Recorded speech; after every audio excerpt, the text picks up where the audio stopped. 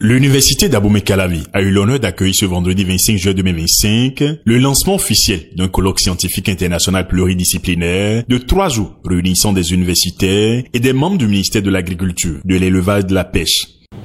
Le Bénin, aujourd'hui, nous a montré le chemin de la réussite sur la recherche, sur notre recherche qui, comme le disait notre collègue, va contribuer à sécuriser notre destin écologique, social et économique.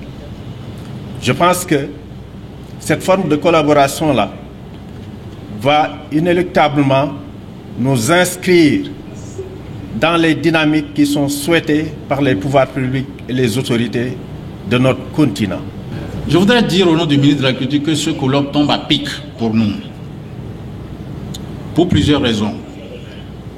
D'abord, le menu est bon, me semble-t-il, quand on voit le thème qui s'est imposé. Les changements climatiques se sont imposés à l'agenda public mondial, régional, national, et même au niveau infranational avec les gouvernements locaux, là où ils existent et disposent de compétences requises. En s'intéressant aux relations entre changement climatique, agriculture et milieu rural, le colloque s'aventure sur un chantier qui touche au quotidien des populations, à un domaine de risque majeur pour nos communautés, nos pays et pour le monde entier. C'est pourquoi je tiens, au nom du ministre de l'Agriculture, de l'Élevage et de la Pêche, encore une fois à remercier l'ensemble des organisateurs, souhaiter plein succès aux travaux. Cet événement majeur est axé sur un thème crucial, mutation climatique, crise du monde rural et avenir de l'agriculture en Afrique. Vous venez de marquer un signe dans la coopération interuniversitaire Sud-Sud et c'est ce que le CAMES nous recommande. Il ne peut y avoir de développement sans recherche. Il ne peut y avoir de développement sans ancrage culturel local. Je le dis et je le redis puisque je parle de local, puisque l'Occident, encore une fois je le dis, ne peut pas nous développer. Il n'a même pas intérêt à le faire.